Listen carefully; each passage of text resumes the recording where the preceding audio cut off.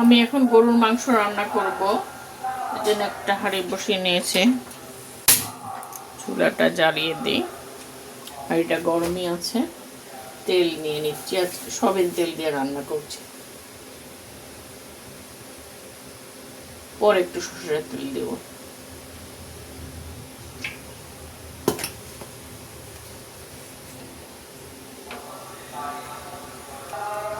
আমি এর মধ্যে পেঁয়াজ নিয়ে নিচ্ছি।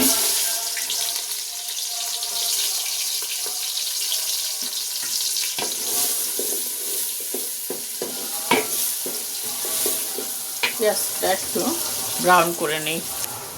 পেঁয়াজটা কিছুটা নরম হয়েছে, এখন আমি আদা রসুনের পেস্ট দিয়ে দিচ্ছি।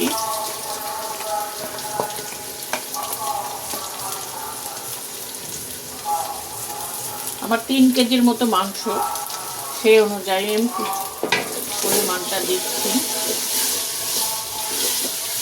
এটাকে ভালো করে আমি এটার সাথে মিশিয়ে আদা রসুনের গন্ধটা একটু করে নেব। ভালো করে ভুনে নিই, পুরোটা একটু আস্তে করে ভালো করে ভুনে। একটু পানি দিচ্ছি, নিচে ধরে যাচ্ছে। এখন আমি মশলাটা এর মধ্যে দিই।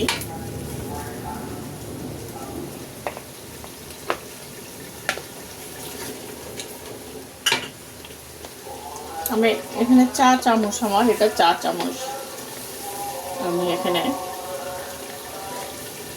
3 চামচের মতো একটু কম দিলাম, আর একটু কম হলুদ গুঁড়া দিচ্ছি।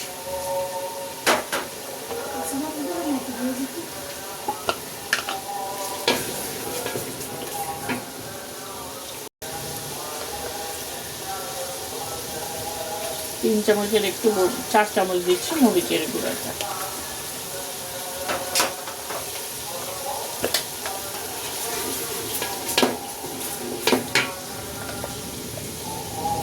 ধনের গুঁড়াও দিচ্ছি 3 চামচ, 2.5 চামচের মতো ধনের গুঁড়া। জিরার গুঁড়া দিচ্ছি এই চামচে 2 চামচ জিরার গুঁড়া দিচ্ছি। এখন লবণ দিচ্ছি, আপাতত 2 চামচ লবণ দিয়ে পরে আবার একটু দেখবো দিতে হবে।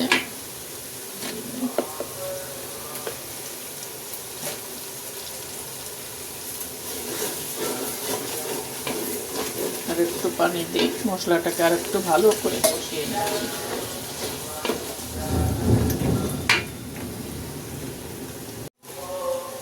এখন আমি গরম মশলার গুঁড়া দিচ্ছি, শাহি গরম মশলার গুঁড়া আমি 2 চামচ বেশি দিই। আমি সবসময় এই গুঁড়োটাই ব্যবহার করি এবং আমি এটা নিজে তৈরি করি। খুবই সুন্দর, খুবই ফ্লেভারটা এত ভালো। আপনারাও বাসায় এভাবে তৈরি করে নেবেন। আমি এর আগে দেখিয়েছি, পরে প্রয়োজনে আবার আরেকদিন দেখাবো। মশলাটা এইভাবে আমি কষে নিয়েছি। মশলাটা কষানো হয়ে গেছে, এখন আমি মাংসটা দিব। এখানে আমার 3.5 কেজির উপরে প্রায় মাংস আছে। আমি এটা এখন আমি মাংসটা এর মধ্যে একটু দিয়ে দিচ্ছি।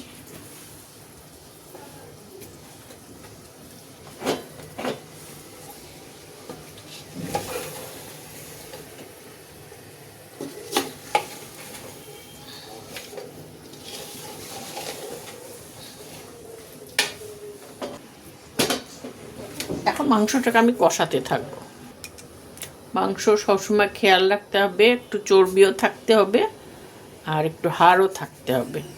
এই দুটো না থাকলে মাংস অত স্বাদ হয় না। চর্বিটা, বিশেষ করে চর্বিটাও দিতে হয় একটু। আমরা অনেক সময় আগে চর্বিটা ফেলে দিতাম যে না, চর্বি খাওয়া ঠিক না, কিন্তু মাংসের কোনো স্বাদ থাকে না চর্বিটা না থাকলে।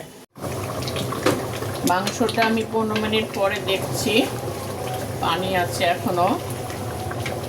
আর একটু পানি কমিয়ে আমি তারপরে মাংসটাকে কষাবো।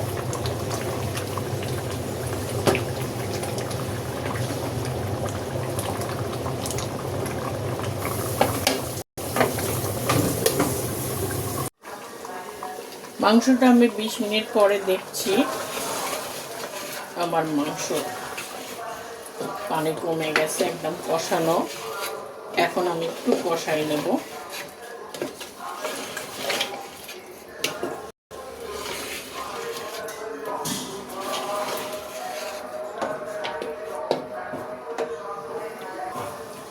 একটু 5 মিনিট আমি এটাকে একটু ভালো করে কষিয়ে নেব। মাংসটা কষানো হয়ে গেছে, দেখেন তেল বের হয়ে গেছে। আমি একটু কাছে থেকে দেখাচ্ছি।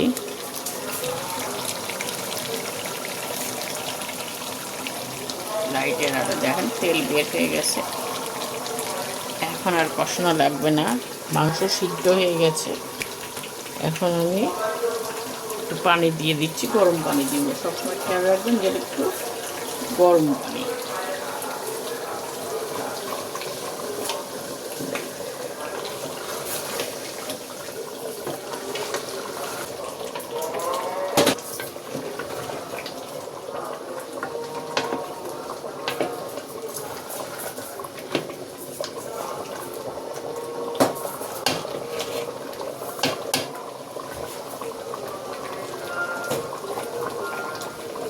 ঢাকা দিই 5 মিনিট ফুটুক, তারপর আমি চুলাটা একটু আস্তে করে দিই। তারপর রান্নাটা আমার কমপ্লিট হয়ে গেছে। আমি এখন চুলাটা অফ করে দিচ্ছি।